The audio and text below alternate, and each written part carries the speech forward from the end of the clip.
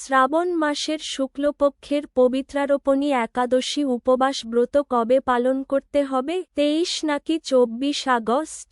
ব্যঞ্জলি মহাদ্বাদশীর কারণে Bharat, Bangladesh, Nepal, Bhutan, Sri Lanka, Malaysia, Myanmar, Singapore বা দক্ষিণ পূর্ব এশিয়ার দেশগুলোর ক্ষেত্রে এবছর শ্রাবণ মাসের শুক্লপক্ষের পবিত্রারোপণী একাদশী উপবাস ব্রত পালিত হবে 24শে আগস্ট 2026 রোজ সোমবার। তো চলুন এখন আমরা পবিত্রারোপণী একাদশী মাহাত্ম্য কথা শ্রবণ করি। একদিন মহারাজ যুধিষ্ঠির ভগবান শ্রীকৃষ্ণকে জিজ্ঞাসা করলেন, হে প্রভু, শ্রাবণ মাসের শুক্লপক্ষের একাদশীর নাম কি তা কৃপা করে আমাকে বলুন। শ্রীকৃষ্ণ বললেন, হে মহারাজ, এখন আমি সেই পবিত্র ব্রত মাহাত্ম্য বর্ণনা করছি। মনোযোগ দিয়ে তা শ্রবণ করুন। যা শোনা মাত্রই বাজপেয় যজ্ঞের ফল লাভ হয়। প্রাচীনকালে দাপর যুগের শুরুতে মহিজিৎ নামে এক বিখ্যাত রাজা ছিলেন। তিনি মাহিস্মৃতি নগরে রাজত্ব করতেন। কিন্তু দুঃখের বিষয় এই যে তার মনে বিন্দুমাত্র সুখ শান্তি ছিল না, কেননা তিনি ছিলেন অপুত্র। পুত্রহীনের ইহলোক পরলোক কোথাও সুখ হয় না, এইরূপ চিন্তা করতে করতে বহুদিন কেটে গেল। কিন্তু তবুও পুত্রমুখ দর্শনে রাজা বঞ্চিতই রইলেন। নিজেকে অত্যন্ত দুর্ভাগা মনে করে রাজা চিন্তাগ্রস্ত হলেন। প্রজাদের সামনে গিয়ে বলতে লাগলেন, হে প্রজাবৃন্দ, তোমরা শোনো, আমি এই জন্মে তো কোন পাপকাজ করিনি, অন্যায়ভাবে আমার রাজকোষ বৃদ্ধি করিনি, ব্রাহ্মণ বা দেবতাদের সম্পদ কখনো গ্রহণ করিনি, উপরন্তু প্রজাদেরকে পুত্রের মতো পালন করেছি, ধর্ম অনুযায়ী পৃথিবী শাসন করেছি, দুষ্টদের যথানুরূপ দণ্ড দিয়েছি, সজ্জন ব্যক্তিদের যথাযোগ্য সম্মান করতেও কখনো অবহেলা করিনি।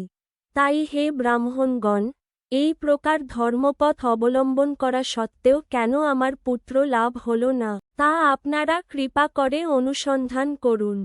রাজার এই প্রকার কাতর উক্তি শ্রবণে ব্যথিত রাজভক্ত পুরোহিত ব্রাহ্মণগণ রাজার মঙ্গলের জন্য গভীর বনে ত্রিকালজ্ঞ মুনি ঋষির কাছে যেতে মনস্থ করলেন। বনের মধ্যে ঋষিদের আশ্রম সকল। দেখতে দেখতে তারা এক মুনির সন্ধান পেলেন। তিনি দীর্ঘায়ু, নীরোগ, নিরাহারে ঘোর তপস্যায় মগ্ন ছিলেন। সর্বশাস্ত্র বিশারদ ধর্মতত্ত্বজ্ঞ ও ত্রিকালজ্ঞ সেই মহামুনি লোমশ নামে পরিচিত। ব্রহ্মার এক কল্প অতিবাহিত হলে মুনিবরের গায়ের একটি লোম পরিত্যক্ত হত। এই কারণে এই মহামুনির নাম লোমশ। তাকে দেখে সকলেই ধন্য হলেন। তারা পরস্পর বলতে লাগলেন যে, আমাদের বহু জন্মের সৌভাগ্যের ফলে আজ আমরা এই মুনিবরের সাক্ষাৎ লাভ করলাম।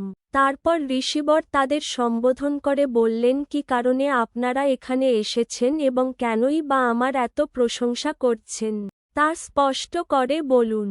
আপনাদের যাতে মঙ্গল হয়, আমি নিশ্চয়ই তার চেষ্টা করব। ব্রাহ্মণেরা বললেন, হে ঋষিবর, আমরা যে উদ্দেশ্যে এখানে এসেছি আপনি তা কৃপা করে শুনুন। এই পৃথিবীতে আপনার মতো শ্রেষ্ঠ ব্যক্তি আর কোথাও নেই।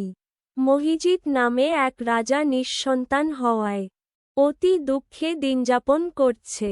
আমরা তার প্রজা।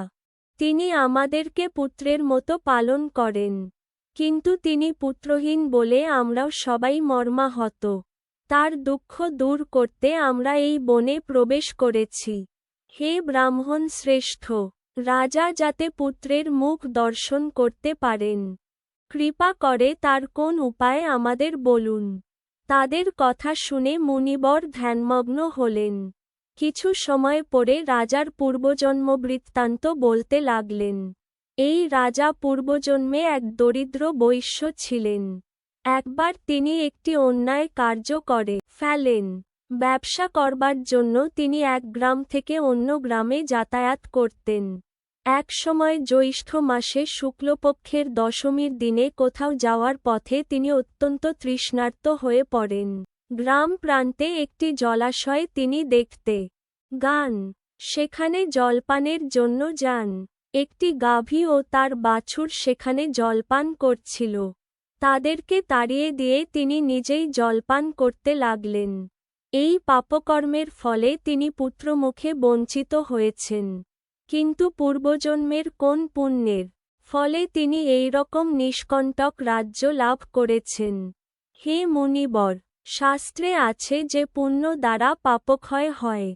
তাই আপনি এমন একটি পুণ্যব্রতের উপদেশ করুন যাতে তার পার্থ পাপ দূর হয় এবং আপনার অনুগ্রহে তিনি পুত্র সন্তান লাভ করতে পারেন। লোমশ মুনি বললেন, শ্রাবণ মাসের শুক্লপক্ষের পরিত্রারোপণী একাদশী ব্রত অভীষ্ট ফল প্রদান করে। আপনারা যথাবিধি তা সকলে পালন করুন। লোমশ মুনির উপদেশ শুনে আনন্দ চিত্তে গৃহে প্রত্যাবর্তন করে তারা। রাজাকে সে সকল কথা জানালেন। তারপর সকলে মিলে মুনির নির্দেশ অনুসারে ব্রত পালন করলেন। তাদের সকলের পুণ্যফল রাজাকে প্রদান করলেন। সেই পুণ্য প্রভাবে রাজমহিষী গর্ভবতী হলেন। উপযুক্ত সময়ে বলিষ্ঠ সর্বাঙ্গসুন্দর এক পুত্র সন্তানের জন্ম দান করলেন। ভবিষ্যত্তর পুরাণে এই মাহাত্ম্য বর্ণিত হয়েছে। এই ব্রত মাহাত্ম্য যিনি পাঠ বা শ্রবণ করবেন তিনি সমস্ত পাপ থেকে মুক্ত হবেন এবং পুত্রসুখ ভোগ করে অবশেষে দিব্যধাম প্রাপ্ত হবেন।